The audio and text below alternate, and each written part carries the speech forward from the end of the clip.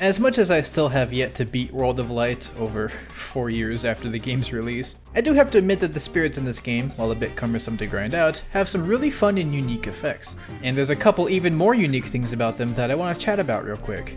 First, ExamineE623 brought up something regarding the Final Smash Up spirit. That being that, despite saying it boosts the damage of Final Smashes, which you can see with your eyeballs right here, when used on Mewtwo's Side Strike, it does not do those things. For proof, let's just deploy the scientific method. Here's the control spirit with no Final Smash Up boost, and here's the same spirit but with said effect attached. So now the damage increase that naturally happens from a spirit is roughly equal between the two, but one of them should be way stronger for specifically Final Smashes. We can use the setup on a normal Final Smash to see that the spirit boost usually increases the damage by about a lot. Yet the damage for Mewtwo's Final Smash is still equal between the two. No boosts in power anywhere. So there you go. And now I know you're just dying for me to tell you why this happens. And the answer is that, I don't know, I guess they're just goofed up. No, but seriously, it is really weird to me that Mewtwo's Final Smash specifically wouldn't undergo this boost. My first thought was maybe it's coded as a projectile and that just makes it weird. A fairly unique property for Final Smashes, which is kind of weird. But when I tested Link's Final Smash, which is also kind of projectile-y, that did get properly buffed by the spirit. So then I thought back to our last video where, in that, we saw that when Mewtwo got KO'd, the Final Smash was still active just fine. So maybe it's because the attack is independent from Mewtwo or something and therefore the spirit doesn't properly affect it? So another case of a Final Smash not caring whether or not its user is alive is the Iceberg, but even this had a very obvious damage increase from the spirit. So I guess Mewtwo is just stupid. Sorry, bud. Oh, and speaking of my last video, I will touch up on a few additional things I learned about that in the ending part of this video, so stick around for that, it's pretty gnarly. Next, Rainbow Falcon discovered one involving the air attack up spirit effect. This one is even more stupid. Okay, so this is the distance that Corrin normally leaps when they use their side special. It's a little under 4 units, not bad. Now let's just slap on an air attack up spirit. And let's use our previously mentioned eyeballs to read what this even does. Slightly increases the power of items and attacks used in the air. Okay, cool. So it just boosts the damage. That's pretty simple and intuitive. And note that this is the only effect present in this set. Now let's see how far Corrin's side special goes with this spirit attached. Over 5 units of distance covered. Here's an immediate comparison just so you can see it. I think Corrin's misinterpreting their own spirit? Like I clarified before, there are no movement buffs in this set, so all the other movements are the same as before. I even tested the distance that her back air would push her away, and that's also the same. Seems to just be the leap of the side special. If I go ahead and add another air attack spirit, you'd think maybe the distance would increase again, but it just doesn't. I guess just merely having any air attack buff will give this move its increased leapage. That's a new word now, we're going with it. And it's very specific to this spirit effect. It's not just spirits or damage buffs in general, since if I give her my classic murder spirit, which would also buff her side special damage pretty considerably, the distance she travels is the same as normal. So you know, if we're just like allowed to make things up now, then what about the air defense boosting spirit? It doesn't affect damage dealt, but it still does modify the character when they're airborne. And with this effect, yeah, you travel farther like before. I actually kind of surprised myself with these results. So like I said before, it seems that it's just modifying Corrin's existence when airborne that causes adverse effects on the side special leap. Oh, and no, having one of each attack and defense boosting spirit still does not stack, no. Now I wanted to test out similar moves, but Corrin's side special is a bit unique. Well, maybe not unique, but I guess just kind of vague in what it is about it that's causing this and is thus worth trying to replicate. I looked at the bounce distance from Simon's down air and there was no difference, and I tested Zero Suit Samus's kickflip, again no difference. So yeah, I guess that's just some hidden spirit lore. Speaking of hidden lore, this next prompt is for... Wait, is that Pocket Tank's music? Oh my god. Like, does anyone else remember this game? Oh my god, I just got like the biggest nostalgia bomb. Okay, anyways, this next prompt is by ExamineE623, big surprise, in regards to ice physics. Did you know that ice is slippery? I mean, it isn't for ice climbers, since they're actually well prepared with cleats. But yes, the ice physics mechanic comes into play a few times in normal stages, that being on Summit, Pokemon Stadium 2, and in Stage Builder. There's also the UFO on 4 side that's kinda like ice. Coating wise, I mean. I don't think this is actually made of ice, it looks more like a metal, but you know, I don't really know what aliens build their UFOs with. Any aliens watching me now, feel free to correct me down in the comments. But yeah, this stuff isn't as slippery as normal ice, and is most unique in the sense that it also makes the ice climber slip. So this is basically the only time you'd be able to see these characters do this kind of animation. And I'm pretty sure that's just about it. Oh no, wait, there's the icicles that fall on the Mushroom Kingdom U stage. Yeah, those are also a thing. It's a bit harder to see the slip effect come into play since it's such a small area, but you can tell it's still slippery because you're able to make Mario do this hysterical animation. Oh yeah, Make Mario. The only other stage with ice on it is Super Mario Maker. You know, sometimes. Yeah, just like other ice, if you run over it, it's... Uh-oh. Yeah, no, I guess someone tossed some salt onto it because it's perfectly frictioned. I feel like I don't have to prove that this is a bug. I mean, why else would they put ice here if it wasn't meant to be slippery? Though it is worth noting that apparently this wasn't always the case for this stage. The ice did used to work. Until a certain someone came along and ruined everything. Though we'll get to that in a sec. I don't have old footage of this stage before Steve's release, and I can't really be bothered to find any. But there's still a way to see that this is at least an inconsistency. Now, I cycle through a lot of stage layouts, and the vast majority of stages with ice lacked any slippage. But whenever I got a long string of ice, like this, that functioned just fine. I have zero clue why a 4-block spread of ice doesn't work, but a several block spread does. Again, coding wise, I don't know why there'd be this discrepancy. But yeah, here's proof that ice isn't completely broken, and that there is still at least some functional code remaining for it in this stage. So you might be wondering, okay, that's cool, but what does this have to do with Steve? Though actually, I might just be putting words into your mouth because you might already have an idea. When they added Steve to this game, they've gone on record to say how they've had to alter every single stage to match up with Steve's mining ability. You know, to give surfaces a property that can differentiate them from other surfaces to allow him to mine certain types of materials on certain places, which sounds like so much work to do just for the character to get banned. Oh my god. You then might realize, oh, when Steve mines ice, that's different. On Summit, he gets ice as his misc building block when mining on the stage, and you'll notice that he uses his pickaxe to mine instead of his shovel, because of course he does. So using this knowledge, let's go back to Mario Maker. On all the layouts with bad ice, not only does Steve get dirt as usual, he also just straight up uses his shovel. So I guess as far as the game is concerned, this is just normal dirt that's been painted blue, and that's it. But when you get to that good ice, which again only ever seem to be the longer strips of it, then, well, again, you still get dirt. But he's using his pickaxe now, as opposed to the shovel. A clear indication that the ice has a unique property for Steve's mining.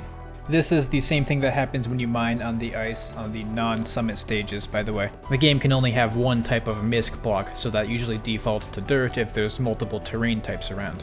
So I think the most reasonable theory is that, in the process of combing through the whole game, they had to code the ice on Mario Maker, as well as just ice in general, as its own thing to allow for Steve to switch to the pickaxe when mining on it. And yes, while being a good detail, it's also got gameplay implications since your pickaxe has separate durability and potentially even material type from the shovel, which is your normal harvesting tool. But I guess in the process of doing this, they just failed to apply this effect to all the possible ice layouts of Mario Maker, which I guess just stripped them of their ice status altogether, thus taking away their slip ability. Okay, I don't actually know that much about coding, that's just kinda what it feels like. Regardless, the connection between Steve's addition and the destruction of ice physics sometimes is a pretty intuitive one, I think. So yeah, thanks for that, Steve. And okay, super late edit, but I was combing through the wiki page for Mario Maker to confirm a few things, and I realized that not only did the wiki already point all this out in the trivia section, but it also mentioned how ice isn't the only thing this happens to. Yeah, apparently some of the lava on this stage is also broken, thanks to Steve's addition, to where it just functions as normal terrain. You know, the same issue as the ice. And while I'm willing to take the wiki's word on this, you know, I wouldn't be surprised if there were some specific layouts that were broken, I didn't find this myself when testing it out. And I went through quite a few different lava layouts. So if it is still an existing issue, it's very rare to run into. And honestly, I didn't feel like shiny hunting for broken lava this late into the editing process. But, you know, I felt like I ought to point all that out for y'all just in case. Speaking of Steve's mining, GB and Steven, that's actually kind of a fitting name, messaged me a few funny things regarding this mechanic.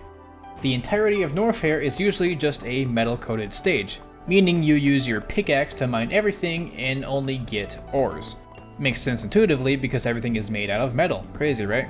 It does come at a bit of a nerf to Steve though, since once you exhaust all of his dirt and wood, the only thing you can get to build with are iron blocks, which is a little bit less efficient since there's nowhere else to mine things. But you know that section when the lava does a very slow jump scare, and how a safety pod pops up to protect you from that? Well, mining on the safety pod will still give you metal material, they thought that one through. But if you mine the door, you'll pull out your shovel and it will just give you dirt. So basically it's just defaulting to the standard mining material rather than sharing the metal property that the rest of the stage has. On one hand, it's possible that this is unintentional, considering the top of the dome is properly metal like everything else, but on the other hand it could be done to imply that the door itself is made of a non-metal material, which I guess could be the case. It is a bit more funky than everything else. Either way, it's the only example of a way to mine non-iron building materials on the stage, so that's an important tech for you to keep in mind. I'm sure it will come in handy. Another example is like Paper Mario, which usually gives you wood and has you use your X, because paper is made from wood, and the stage is made from paper, because it's the Paper Mario series. Ignoring that in Minecraft you can only make paper with sugarcane. However, there's always a brief transitional period between the different stage forms. And if you mine on this transitionary ground, once again it'll be the default mining material of dirt with a shovel. This one definitely feels unintentional, since otherwise all of the other surfaces are purposefully coated to give you wood. Even on Mecha Bowser here, who seems more metal, but you know, it's just cardboard, it's just wood stuff. Cause it's Paper Mario. From paper. So I guess they just missed the inclusion of this temporary land here, and thus it was automatically given default mining properties. I don't know if that's how that would work, but it makes sense to me. Does this count as a liminal space? I don't really know how that all works. So yeah, it makes sense that there will be some things that slip past the cracks like this. There are a few stages in the game, and in those stages there are a few surfaces to test, so yeah, it's also for that reason that I'm not particularly eager to try this out and mine everything for myself. Most of the surfaces in this game will just default to the dirt and shovel combo like always, like when you mine on the water here. And while there are some neat little things like getting stone materials from mining on lava, I'm just gonna leave that there. Now for the last bit of this video, I wanted to touch up on a few things based around the topic of my last video. You should go check that out if you haven't already, but to give a quick rundown, basically you can get past the invisible barrier on the King of Fighters Stadium, and there's a timer that ticks down once you get past a certain point that'll just KO you instantly once it hits 0. For one, I had a lot of people wondering if the timing of the KO timer matched up with the timing of the wall slam animation, and thought maybe the timer exists to make the opponent get KO'd after slamming past the wall, but no, I don't think so. The wall slam animation takes only about 1 second before the KO happens, yet the timer KO happens after about 3 seconds, so I don't think it's specifically a mechanic for this, but rather just a failsafe. Next, I had a few people ask me to test a certain cutscene Final Smash, where they start and activate a cutscene, and then go back to the real world afterwards. Really getting unique with these cutscene Final Smashes. And for Kazuya and Pyra, I didn't notice anything weird. They don't get KO'd until after the final smash like the other ones. But for Mithra, she actually will get KO'd once you return to the stage after the cutscene, rendering the final smash almost useless. And when she respawns, you'll see that Rex is actually right there with her for a bit before disappearing like usual. So hey, I'll give it to him. That's at least something. Also, this is one of the things I wanted to test from the last video, but for Bowser's final smash, unfortunately there's nothing to talk about. Either he gets KO'd before he can fully transform, or he'll just transform and that'll be that. Oh well, at least I know now. That was kind of bugging me while I was editing the last video, because I wasn't really sure if anything weird could happen. And the other thing I got a lot of comments about were ideas on how to survive the KO timer. One involved getting a superstar, or any form of invincibility like that. But no, that doesn't work. Because it's akin to a Blast Zone KO, the invincibility doesn't protect you from that, so it makes sense. But the other suggestion involved transformations. If the Pokemon Trainer switches out, would the timer also reset? And the answer to that seemed to be an astounding yes, it does. Now the time it takes between swaps is longer than the KO timer, and yes, I know that you can shorten the duration by using a special move, but it's still really tight and kind of a pain. So what about the other character whose swap mechanic is way less effort? And of course it worked for them as well. So we can just sort of go out and do whatever we want now.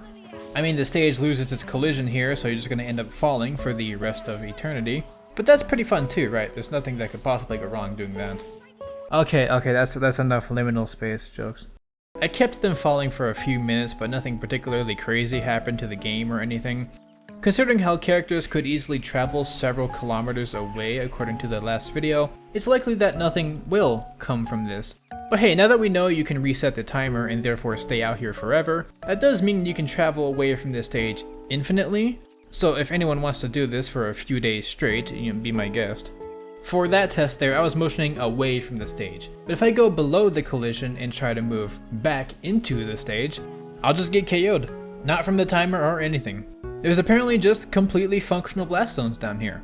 Considering you'd never be able to get down here any other way, I don't think, these seem like just a failsafe, which makes me wonder, if there's a failsafe blast zone here, why not out towards the other side?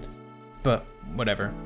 And lastly for that, I decided to swap the roles a bit so that Pyra and Mythra were player 1, but when you're all the way out here and you hit pause, nothing particularly weird happens. The camera gets a little bit glitched out and sees under the floor, but it doesn't try to completely match you all the way out wherever you are. And if you try to spawn in items, they'll supposedly just go away instantly. And while there are some more small things that I got recommended, I think I'm just going to leave all of that here and also leave the video there. Again, be sure to watch the video where I initially go over this whole glitch, it's super interesting. And of course, watch all my other videos because they're all super interesting. And also maybe subscribe, I think I deserve it, right? I didn't even ask until the end of the video, so now you're able to properly gauge whether or not I'm worth subscribing to. I didn't even have to show you the funny numbers about how many people are or aren't subscribing to me. So yeah, I think I did good today. I think I did good. Also, I just feel the need to reiterate my plans for Tears of the Kingdom. By the time this video comes out, the game will already be officially released, and I'll be playing it. I won't be making content on it for a good while since I want to take my time going through it. But whenever I do beat it or get to a point where I feel like I can make good content on it, I'll try that out.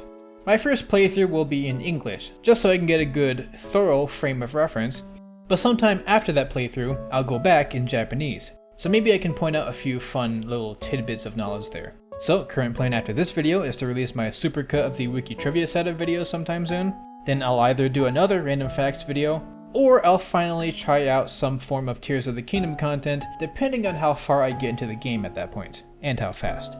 So look forward to that. If the Zelda content could pop off, that would make me really happy, but if not, I understand and won't get bummed. I'll just keep doing whatever I feel like I want to do, and that's it. And what I want to do right now is stop this rambling and thank my gorgeous, lovely, amazing patrons, Raighne, Skully, Sivon700, Burbo, SickanDaDank, and everyone else for their support. Stay casual, and I'll see y'all later.